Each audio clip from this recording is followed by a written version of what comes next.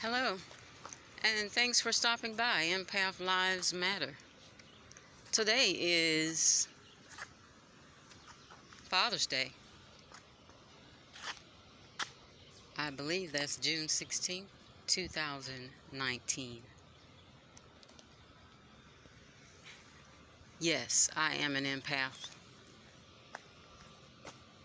And how I found out through Google, and I came across an amazing, creative, talented empath who's a MD, a doctor, Dr. Judith Orloff. And she has written several books. One of her books here that I have is the Empath Survival Guide, and it is just that. And I like to just thank her personally. I love her. I'm going to start off with an empath affirmation. In a quiet state of self-acceptance, tell yourself, I deserve to be in a loving relationship where I feel comfortable. I deserve to express my true needs. I deserve to have my sensitivities respected. I deserve to be heard.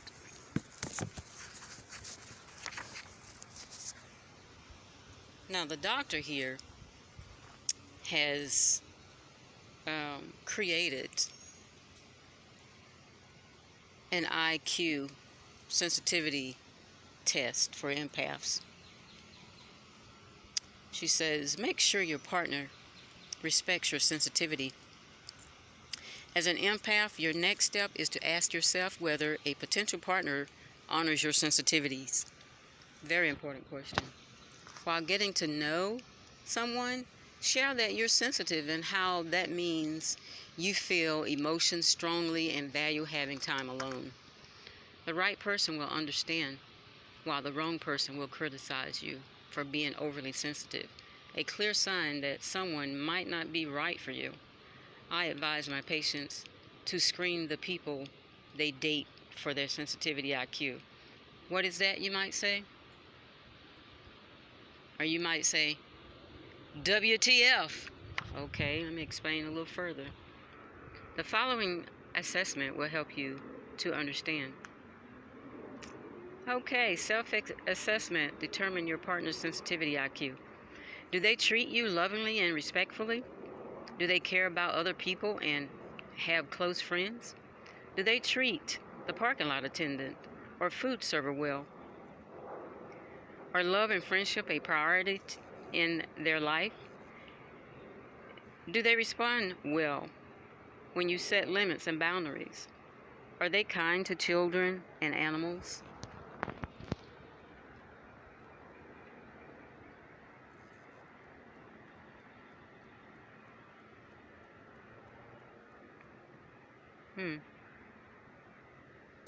Do they appreciate nature? Which we love nature, as you see. I mean, I love being out in nature. It just feels so good. Do they honor the earth and actively try to preserve it? Are they giving and unselfish most of the time? And most importantly, are they capable of love? Here's how to interpret your results. 7 to 10 yeses indicate your potential mate has a high sensitivity IQ, which is great.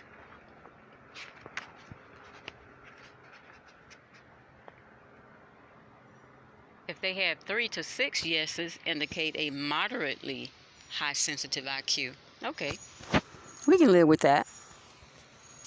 Anything less than 3 indicates a low sensitivity IQ.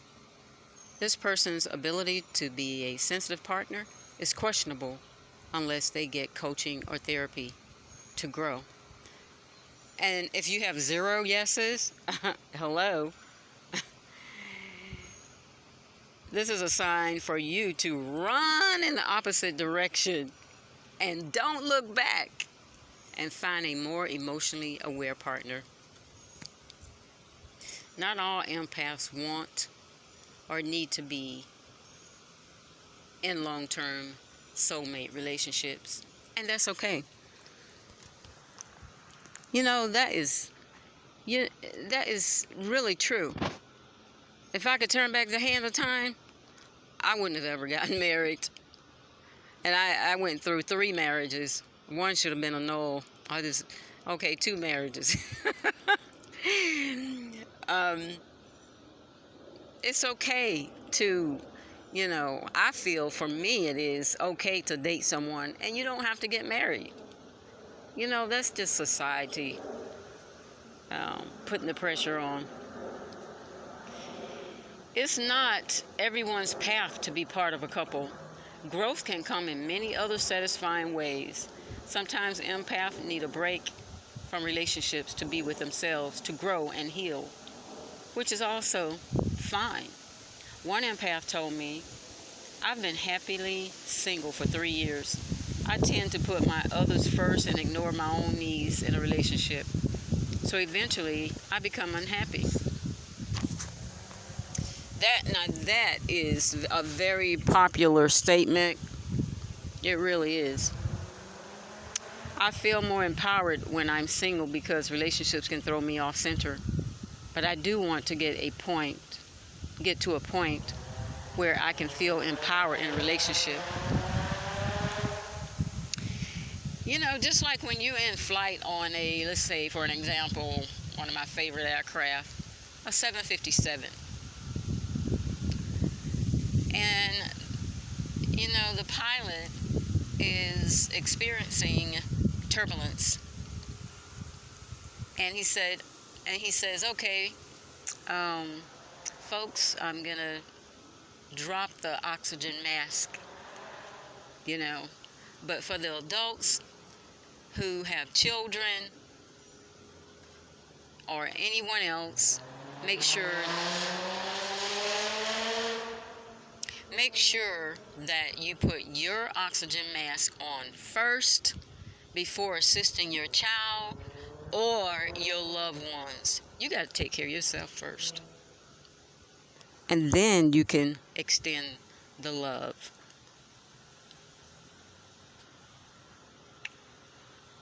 Okay, how empaths can have empowered, intimate partnerships.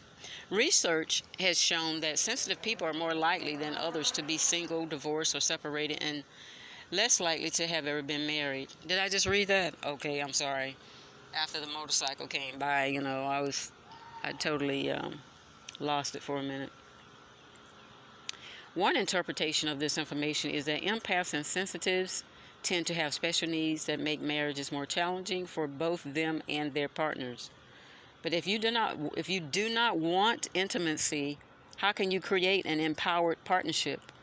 I can't emphasize enough the importance of authentic conversations about your empathic needs. Compromise is the key. Listen to your partner's desires too, so that you can both find balance. The last thing you want is to feel pressured to be someone you're not. You can't be someone you're not. You got to be yourself. You got to be around someone where you can be yourself. No joke. You got to be authentic.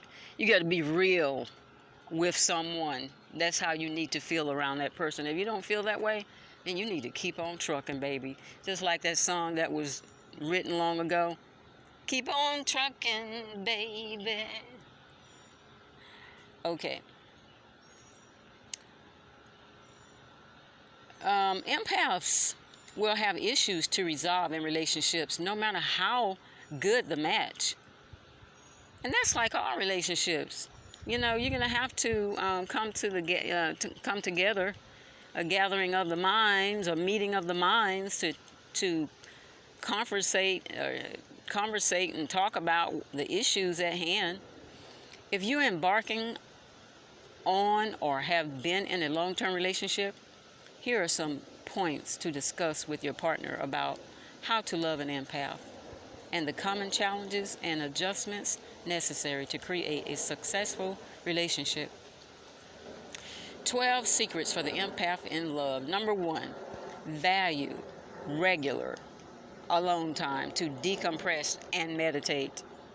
For an example, having a long time in a relationship is all about self-preservation. It's not just a luxury, so balance alone time with people time. Regular immediately take what I call a golden hour to decompress. Also, get in the habit of having many breaks throughout the day. Tell your partner how vital this is for you, because empaths need to think and process alone to regroup. This time out gives your space to internally work through issues about the relationship too, so you have more clarity later with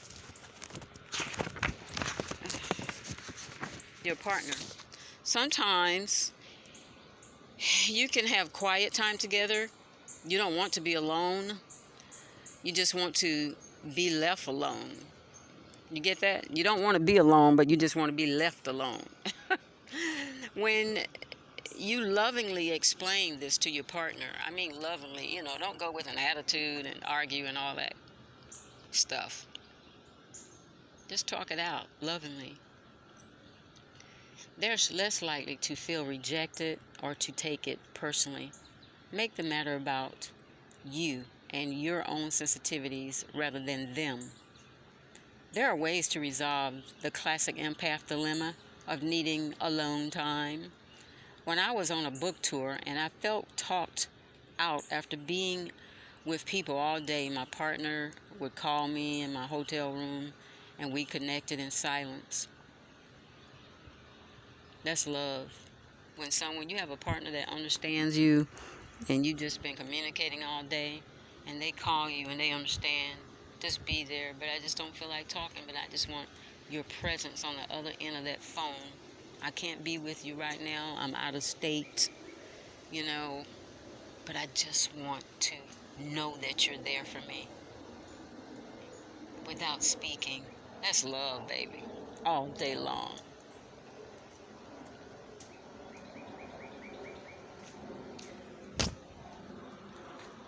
Okay. Although my partner and I adore each other, and he's very caring, there are still empath issues to work out. I have a very strong hermit side. So we are finding our way. When we commit to an intimate partnership, the very nature of the relationship calls for sacrifice and compromise.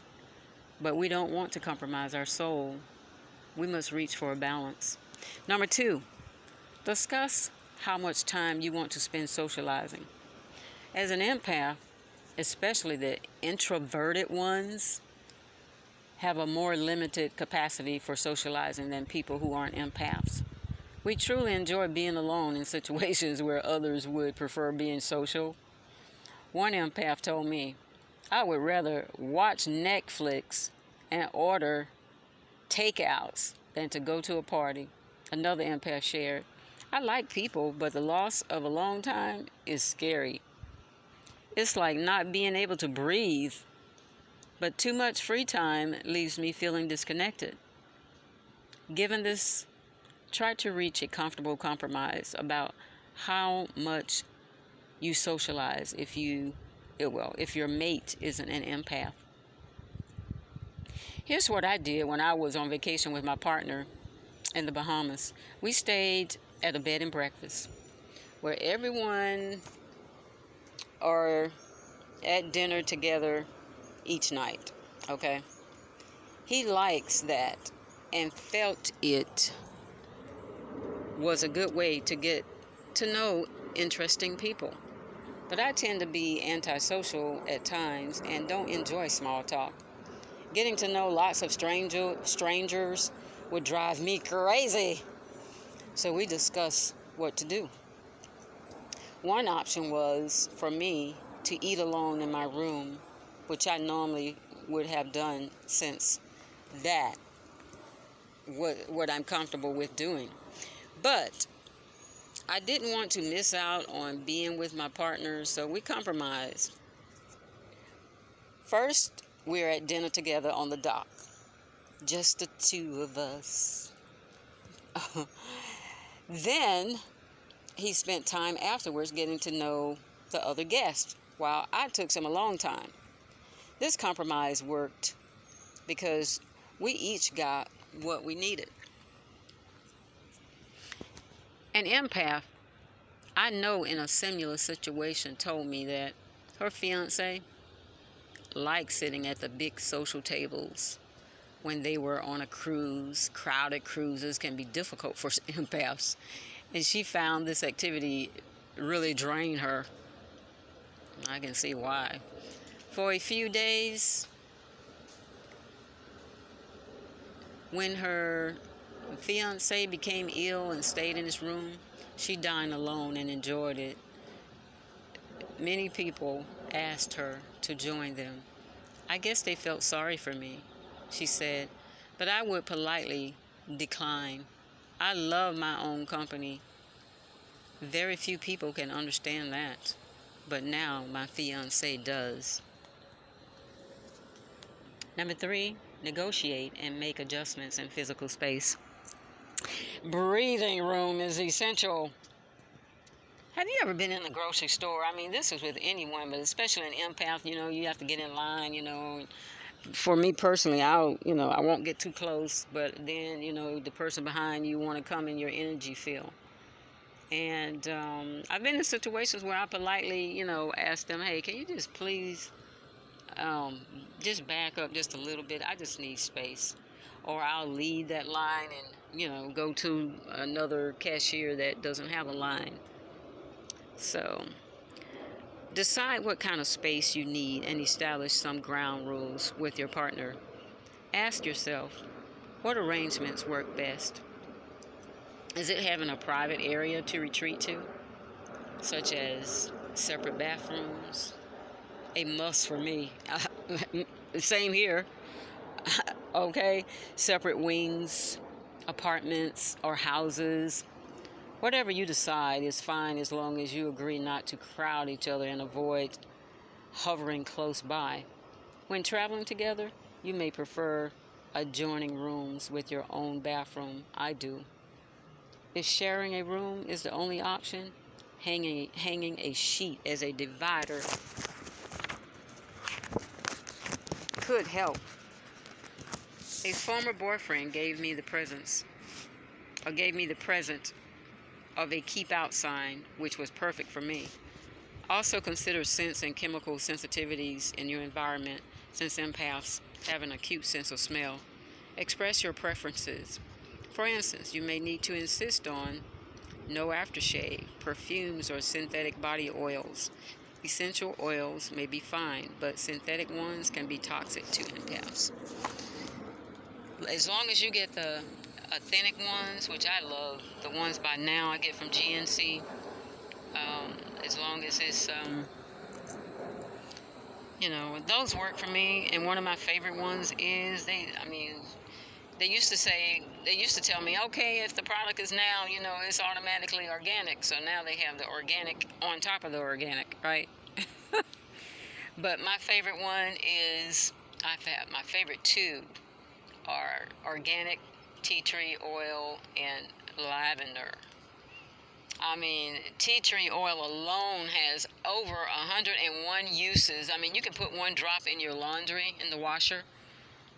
You could even put one drop in your mouth before brushing your teeth, 20 minutes before brushing your teeth, and you can oil pull with that in your mouth, which, any type of germs or, whatever, it takes care of it. Infection in the gums, if you have that, it just takes care of it. But after you do the oil pulling, you wait 20 minutes before brushing your teeth. Really, after you do the oil pulling, you wait 20 minutes and you go ahead and eat whatever you're going to eat for breakfast or whatever. And then after 20 minutes, then brush your teeth. That really works well. Consider separate beds. Did I read that? Man, I'm just all into this. Consider separate beds. Now, you really got to really love someone and be understanding to be in separate beds, But the doctor here has stated in her book, sleeping with someone else can be overrated. That's true. Most of us spend our childhood sleeping alone. And then when we expected to share our beds as adults, that's a hard transition for many empaths. It's an expectation created by society that hurts those of us who don't fit into the stereotype. The assumption that spouses should always sleep in the same bed does not make sense to me. Indeed, in conventional relationships, many partners enjoy sleeping together, but some empaths never get used to this. No matter how caring our partner is, we prefer our own space, or maybe a king-size bed or 2 twin beds pulled together. This way, both partners can stretch out on their side without touching each other. Give yourself permission to sleep in separate beds, have separate mattresses pushed together, or separate rooms if you need that. Those who aren't empaths can feel lonely sleeping alone, so compromise when possible. For instance, you may decide to sleep together 4 nights a week and alone 3. One empath I know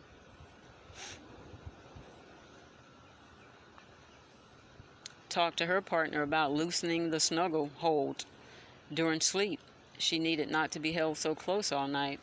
Empaths don't always like constant cuddling. Another woman I know had a different solution to this problem. She sleeps on the outside when spooning with her husband. She finds the exchange of energy wonderful, but when she had had enough, she simply rolled back on her side of the bed to finish the night on her own. This approach ensures that she isn't stuck on the edge of the bed without much room. Empaths tend to be light sleepers. A partner's snoring or thrashing around can easily disturb us. We may also need more sleep than our mates, and we get thrown off when our dream cycle is interrupted too. For years, I slept alone for all of these reasons, but my current partner asked me if he could help me get used to sleeping with him through desensitization. I decided to try this, so at first he slept way over on the other side of the bed, in a king-size bed at that, and agreed to move to another room if this isn't, working for me. He said, "If it's uncomfortable, just touch me and I will leave. If you decide that you want more contact, tell me and I'll move a little closer, baby." Over time, this helped me feel more at ease sleeping together, although he is mostly a quiet sleeper and stays on the side of the bed.